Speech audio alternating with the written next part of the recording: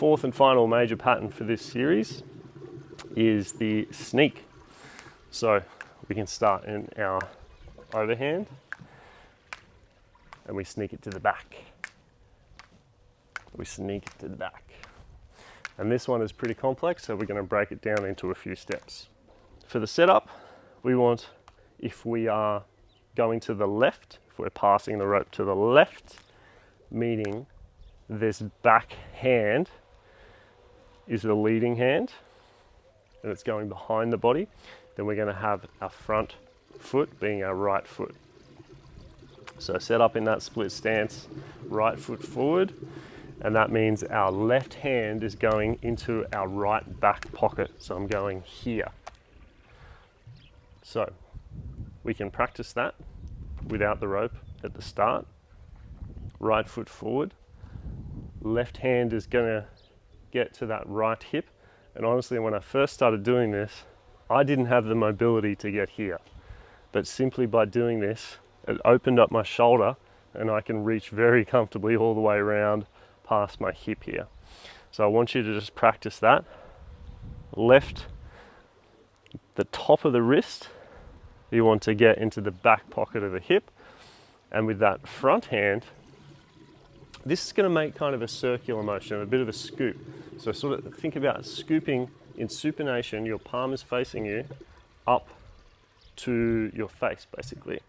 So I want you to just practice this movement. Right foot forward, left hand goes to right butt cheek essentially, and the right hand comes up to your face. So I want you to practice that. Just get in that rhythm. That's the first part of the move. And when you're passing the rope behind you with the left hand and up over the top with the right hand, the rope is going to come up and over you and it's kind of going to be behind you. Then you're going to drag the rope behind you just as you would with a regular skip. Then you're going to come back into your overhand figure of eight. So let's take a look at what that looks like. So right foot forward, left foot back. We're going to start in our overhand figure of eight. Really comfy there. Then we're going to pass the left hand to the back right hip. I want you to practice that a couple of times. Flick back to the front. Back in our overhand figure of eight. And really practice reaching this back hand, the left hand to our right back hip pocket. And notice I'm not staying square here. There's a little bit of rotation that's happening at the torso. I don't want you to hunch into it. I want you to stay open and rotate with the torso. That's going to give you a little bit more movement on this back side. And that right hand is coming up towards the face. Let's practice that again. We start in overhand. And we just want to get that first movement here. From here, it's going to come up over, and we're going to start again in overhand.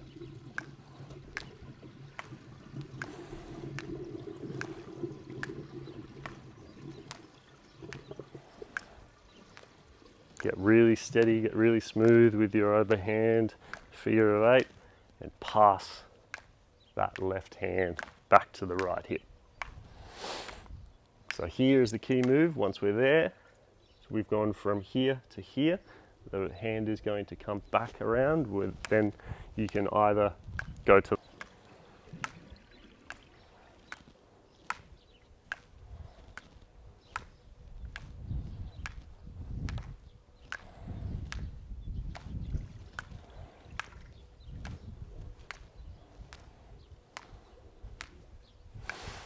So I want you to really practice getting that reach behind the back, and then the front hand is coming up. Right foot forward, left foot back, left hand behind, right hand comes up into supination in front of the face. Get a couple of overhand figure of eights in between.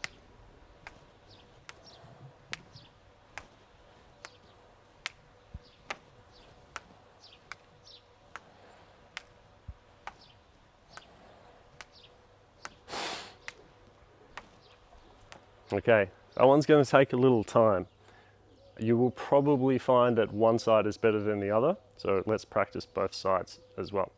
So if we're going to be passing the right hand, this time behind the body to the left hip, then we want our left foot forward. And that foot position, again, split stance, slight internal rotation on both sides. That's going to help us rotate and generate power from the floor. So we're starting in our overhand figure eight.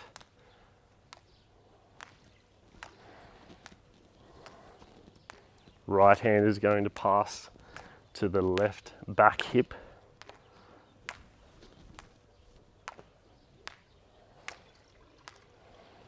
Left hand is going to come to the front of the face and pass the rope over my head.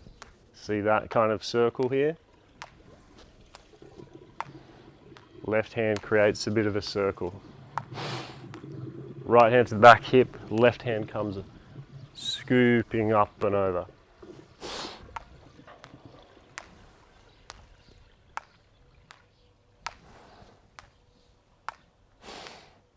Don't forget the rotation of the torso. You're going to figure out how much rotation you need to make this smooth.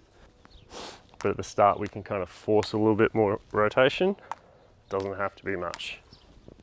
If you do too much, you'll end up hitting your foot because you're here. You need to be able to quickly rotate out of it. So we need to rotate in and out. As we rotate out quicker, that will help the rope scoop behind you.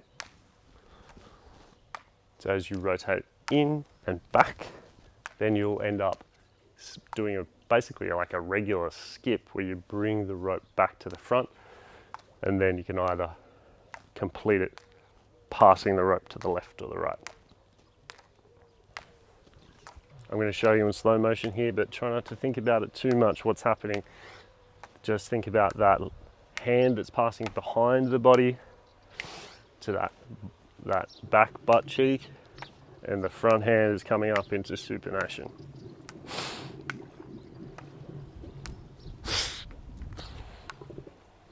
Once you have the overhand sneak, then you can combine going one left and one right. So let's take a look at that.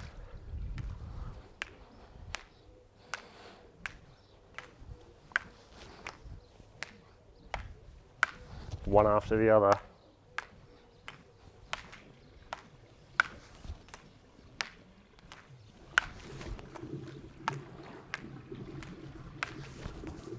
Ooh.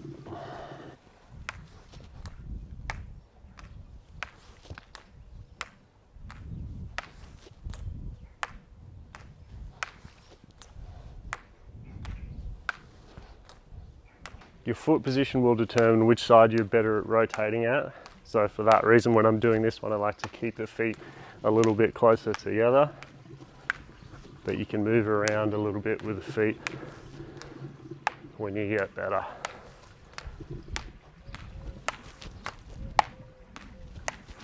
Be careful with speed, because speed can sometimes help, but then you end up putting a little bit too much effort into it. You want to keep it really nice and flowy.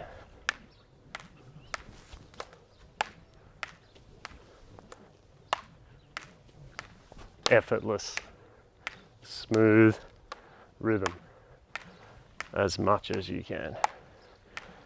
And you will, with practice, groove it out. I like to do 5 or 10 minutes every single day.